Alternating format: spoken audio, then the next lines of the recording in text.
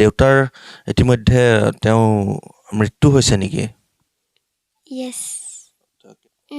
ঋষিতা আৰু আদিশ্ৰীয়ে বহুত মানে তেতিয়া মই আৰু নৱজিত দাদা বহুত মানে মনটো দক দক দক দক হৈছিলে আৰু কিতাপ কিয় পঢ়িব লাগে বুলি তুমি ভাবা? স্কুল কিয় যাব লাগে আমি? আপুনি স্কুল নাযায়? আৰু ডাক্তৰ হ'লে ফাৰ্ষ্ট কাক বেজি দিবা? আপোনাক। কিয়? মোক আজি লগ পাইছা তুমি?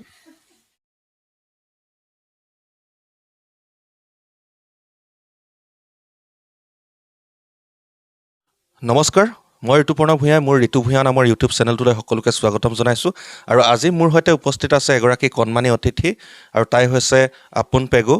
আৰু আপোনালোকে জানেই যিহেতু DID লিটল মাষ্টাৰ ছিজন 5 তাই ফাৰ্ষ্ট ৰানাৰ্ছ আপ হ'বলৈ সক্ষম হৈছিল। গতিকে আপুন, তোমাক মোৰ চেনেলটোলৈ স্বাগতম জনাইছোঁ। Thank you. আৰু প্ৰথমতে জানিব বিচাৰিম তোমাৰ মা দেউতাৰ নাম। মোৰ মাৰ নাম ত্ৰণিকা পেগু আৰু মোৰ পাপাৰ নাম বিকাশ পেগু। আৰু তুমি সৰুৰ পৰা ককা আইতাৰ লগত ডাঙৰ দীঘল হৈছা নেকি? ককা আইতাৰ নামটো ক'বা নেকি? ককাৰ নাম পৰমানন্দ পেগু আৰু আইতাৰ নাম চিত্ৰাজ্যোতি পেগু। তোমাৰ হাঁহিটো বৰ মৰম লগা। Thank you. সদায় এনেকৈ হাঁহি থাকিবা হা। য়েছ। আৰু তুমি যিহেতু তুমি DID লিটল মাষ্টাৰত গৈছিলা, ডান্স তাত কৰিলা, জিকিও আহিলা, তুমি ডান্স কেতিয়াৰ পৰা শিকি আছা আৰু ক'ত শিকি আছা? মই 3 years নে 4-5 পৰা ডান্স শিকিছোঁ আৰু তাৰপাছত মই মুম্বাইতো গৈছিলোঁ। মানে মুম্বাইত প্ৰেক্টিছ কৰিবলৈ, মানে ডাঙৰ লগত শিকিবলৈ। ডাঙৰ মানুহ তাত লগ পাইছিলা? মানে তাত শিকিবলৈ গৈছিলোঁ। তাৰপাছত মই মানে ডান্স ডিপাৰ্টমেণ্ট গৈছিলোঁ। তেতিয়া মই টপ 15লৈকে আছিলোঁ আৰু তাত আউট হৈ গ'লোঁ 15ৰ পাছত। আকৌ মই মানে চাউথ শ্ব' এটাত গৈছিলোঁ, তাতে মই মানে 15তে আউট হৈ গ'লোঁ। আৰু তুমি এইটো তোমাৰ যিটো DID লিটল মাষ্টাৰত কেনেকৈ ক'ত কি অডিশ্যন হৈছিল আৰু কেনেকৈ চিলেক্ট হ'লা তুমি? তোমাক প্ৰথম কেনেকৈ বিচাৰি পালে তেওঁলোকে? মানে অনলাইন অডিশ্যন আছিলে। অনলাইন আৰু মেগা অডিশ্যনটো মই মানে অনলাইন দিছিলোঁ। অনলাইনত দিবলগীয়া হৈছিল। তাৰপাছত মুম্বাই। আৰু তোমাৰ কি কয়, ককা আইতা বা মা দেউতাই তুমি এই ডান্স শিকাৰ ক্ষেত্ৰত কেনেদৰে সহায় কৰিছে? সৰুৰ পৰা কিমান কষ্ট কৰিছে তেওঁলোকে, অলপ ক'বা নেকি? কেনেকৈ তোমাক ক'ত লৈ যায় বা তুমি নাচি থকা সময়খিনিত তেওঁলোকে কিদৰে সহায় কৰে? মানে আইতাই মোক বহুত মানে কাপোৰ কিনি দিয়ে আৰু মোক প্ৰেক্টিছতো আমাৰ মানে বাইকো নাছিলে তেতিয়া, আমি খোজকাঢ়ি গৈছিলোঁ। কিমান দূৰ যাবলগীয়া হয় খোজকাঢ়ি? নাজানো নহয়, কিলোমিটাৰ। বহুত দূৰ? ইমানো দূৰ নহয়, আমাৰ গাঁৱৰ পৰা মৰিকেম তিনিআলি তালৈকে। তাৰপাছত টমটমৰ পৰা গোগামুখৰ পৰা আকৌ ঘৰ। মানে এইখিনিত আইতা আৰু ককাই সহায় কৰিছে? তেওঁলোকে অনা নিয়া কৰে তোমাক সদায়? আৰু মোৰ ছাৰো কৰে। ছাৰৰ নামটো? আয়ানগিৰি। এতিয়া তুমি সেই ছাৰৰ ওচৰতে শিকি আছা নেকি? তেওঁৰ ইনষ্টিটিউট আছে ডান্সৰ? ইনষ্টিটিউট মানে শিকোৱা স্কুল আছে নেকি? য়েছ। কি নাম এই স্কুলখনৰ? আয়ান ডান্স একাডেমি।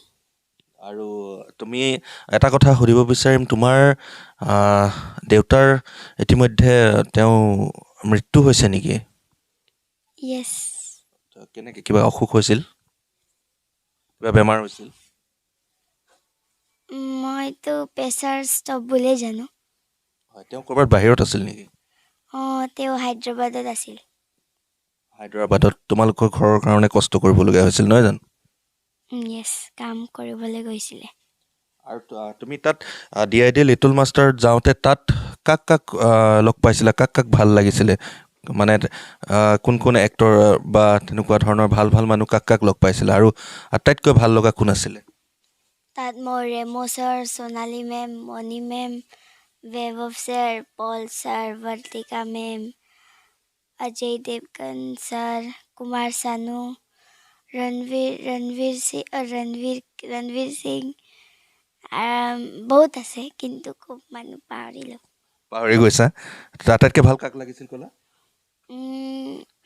আটাইতকৈ ভাল আৰু তুমি প্ৰথম ধৰা আগতেও গৈছা কিন্তু এটা ৰিয়েলিটি শ্ব' ডান্সৰ তাত তুমি যাওঁতে ইমান ডাঙৰ ডাঙৰ কেমেৰা বা ইমান ডাঙৰ ডাঙৰ ষ্টেজ তেনেকুৱাবোৰ দেখি ভয় লাগিছিল নেকি মনত নাই মই আগতেও মানে বহুত কম্পিটিশ্যন কৰোঁ যে তেতিয়া আগত গৈছা তুমি মই কথাটো কৈছোঁ আৰু এনেকুৱা লগৰবোৰৰ মাজত কিবা জমনি ফূৰ্তি হৈছিলে নেকি তাত কিবা ঘটনা হৈছিল নেকি তেনেকুৱা বহুত হৈছিলে এটা ক'বা নেকি কি হৈছিল জমনিটো ঋষিতা আৰু আদিশ্ৰীয়ে বহুত মানে উৎপাত কৰে নেকি উৎপাত কৰে আৰু মই মাজত ফচি যাওঁ মানে তোমাক ফচাই দিয়ে দুজনীয়ে নহয় মানে মই চম্ভালিব যাওঁ কিন্তু মোকে পিটি দিয়ে আদ্যাশ্ৰীৰ ইণ্টাৰভিউ মই লৈছিলোঁ কিন্তু তোমাক লোৱাৰ আগত তাইও জাগোন আহিছিলে আহিছিলে আজি যদি এতিয়া তোমাৰ ভিডিঅ'টো চাই থাকে তাই খং কৰিব নেকি পিটিছিলে বুলি কোৱা কথাটো কেলে কৰিব নাজানো তাইৰ লগত পুৰা ভাল ফ্ৰেণ্ডশ্বিপ আছে নেকি তোমাৰ আছে ফ্ৰেণ্ডশ্বিপ মানে সি মোৰ ভণ্টিয়ে হয় নেকি তোমাতকৈ সৰু আৰু তুমি পঢ়ি থকা স্কুলখনৰ নাম কি সুবনশ্ৰী ভেলী একাডেমী পিছত পঢ়ি আছা তুমি ক্লাছ 4 ক্লাছ 4ত যেতিয়া তুমি ফাৰ্ষ্ট ৰানাৰ্ছ আপ হ'লা ডি লিটল মাষ্টাৰত তোমাৰ কেনেকুৱা লাগিছিলে মোক বহুত ভাল লাগিছিলে আৰু যেতিয়া আমাৰ ৰিজাল্ট দিব হৈছিলে তেতিয়া মই আৰু নৱজিত দাদা বহুত মানে মনটো দক দক হৈছিলে আৰু অনাৰ পাছত মনটো একদম শান্তি হৈ গৈছিলে আৰু তেতিয়া বহুত ভাল লাগিছিলে চাগে ককা আইতা মা দেউতালৈ মনত পৰিছিলে নহয় জানো আৰু তুমি যেতিয়া ঘৰ আহিছিলা তোমাৰ স্কুলৰ ফ্ৰেণ্ডবোৰে তোমাক কেনেকুৱা ব্যৱহাৰ কৰিছিলে ছাৰ বাইদেউহঁতেও খুব মৰম কৰিছিলে নে লগৰবোৰেও মানে ভাল পাইছিলেনে পাইছিলে আৰু তুমি এতিয়া তাত তুমি অনুষ্ঠান কৰিলা তাত তুমি জিকি আহিলা এনেকৈ আজি জাগোনত তোমাক মাতিছে অসমৰ বিভিন্ন ঠাইত তোমাক এনেকৈ মাতে তুমি জিকি অহাৰ পাছত কেনেকুৱা লাগে তেতিয়া বহুত ভাল লাগে আৰু মোৰ চবে মোক ছাপোৰ্ট কৰিছিলে DIDত ভোট টাইমত আৰু ভোট পৰাই মই জিকিছোঁ আৰু আপোনালোকৰ আশীৰ্বাদৰ কাৰণে আৰু আজি মোক জাগোন আহি পিনি বহুত ভাল লাগিছে তোমাৰ অনুষ্ঠান আছে এতিয়া জাগোনত ন য়েছ আৰু তুমি নাচৰ উপৰিও আৰু কি কাম কৰি ভাল পোৱা ছিংগিং গান গোৱা আজি যিহেতু লিগাঙৰ সময়ত আহিছা তুমি লিগাং বুলি তুমি গান এটা অলপ গান গাই দিবা নেকি মিচিং গান এটা হ'লেও হ'ব তোমাৰ ভাল লগা বা হিন্দী হ'লেও হ'ব তুমি যি জানা যি ভাল পোৱা তুমি যিটো গাই থাকা ঘৰত নাজানো এতিয়া তুমি ক'লা জানো বুলি আকৌ ফাঁকি কথা কৈছা নে মানে ছিংগিঙো ভাল লাগে এতিয়া তাই ফাঁকি মাৰিছে মোৰ আগত অলপ আগতে ক'লে গান গাওঁ বুলি ক'লে মই গাব কোৱাৰ কাৰণে এতিয়া কৈছে মাত্ৰ শুনি ভাল লাগে বুলি কৈছা ন শুনি পিনি গাব ভাল লাগে অলপ গাবা নেকি এনেকৈ নাজানো ঠিক আছে তাই গানটো গাবলৈ টান পাইছে হয়তো পাহৰিছে কিন্তু শুনি ভাল পায় আৰু অন্য কাম কি কৰি ভাল পোৱা গান গাই ভাল পোৱা নাচি ভাল পোৱা শুই ভাল পোৱা নাই টোপনি গৈ ভাল পোৱা নাই নোপোৱা এতিয়া মই সুধিম তুমি কিতাপ পঢ়ি বেছি ভাল পোৱা নে নাচি বেছি ভাল পোৱা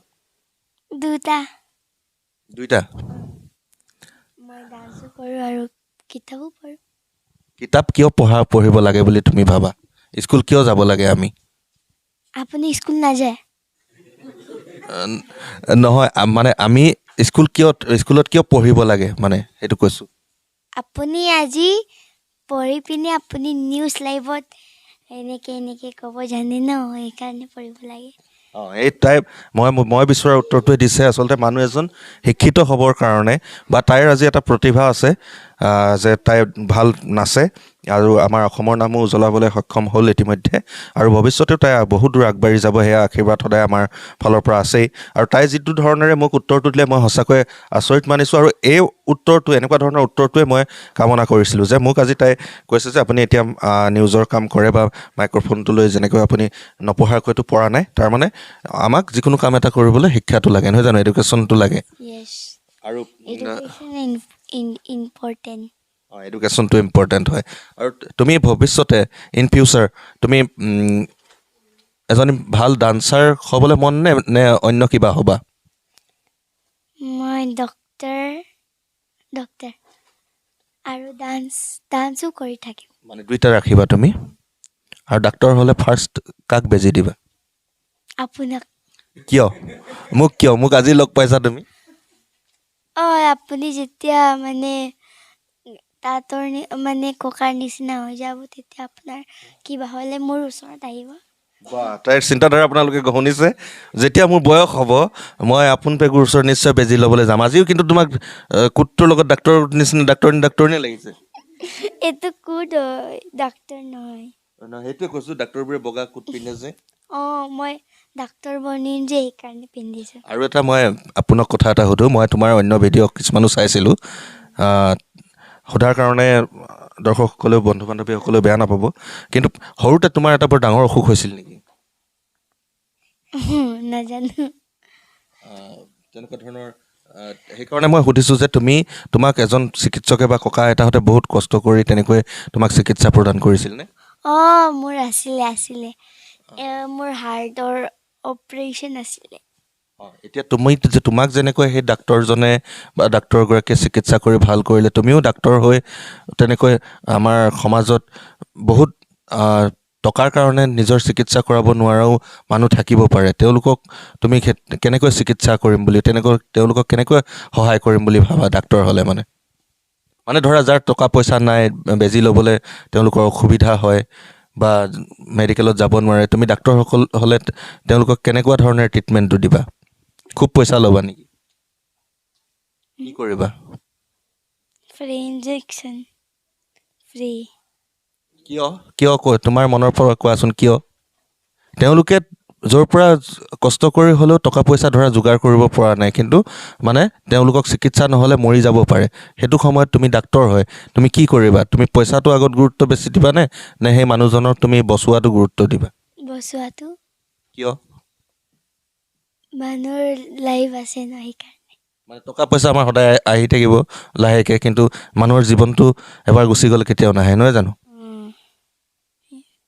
আৰু তুমি আজি জাগোনত আহিছা আজি তুমি তাত কি কৰিবা মই তাত ফাৰ্ষ্ট মিচিং ডান্স কৰিম প্ৰথম ডান্স কৰিবা মিচিং ডান্স আৰু যিহেতু আজি মোৰ লগত তোমাৰ কথা পাতি কেনেকুৱা লাগিলে ভাল লাগিছে ধন্যবাদ জ্ঞাপন কৰিছোঁ আপোনাৰ অতি ব্যস্ততাৰ মাজতো আজি তাইৰ সৈতে কিছু কথা পাতিবৰ কাৰণে চেষ্টা কৰিলোঁ আপোন পেগুৰ লগত বহুখিনি সময় কথা পাতিলোঁ তাইৰ লগত কথা পাতি যথেষ্ট ভাল লাগিল আৰু তাইৰ ভৱিষ্যতে এগৰাকী চিকিৎসক আৰু ভাল নৃত্যশিল্পী হোৱাৰ আশা মনত পুহি ৰাখিছে গতিকে ককা আইতাককো এই ক্ষেত্ৰত বা তেওঁৰ স্বৰ্গীয় পিতৃ আৰু যি মাতৃ আছে তেওঁলোককো ধন্যবাদ জ্ঞাপন কৰিছোঁ আপোনালোকে এগৰাকী ইমান সুন্দৰ কণমানিক আগুৱাই নিয়াৰ ক্ষেত্ৰত সহায় কৰাৰ বাবে আৰু তাইৰ যিগৰাকী ডান্সৰ ক্ষেত্ৰত শিক্ষক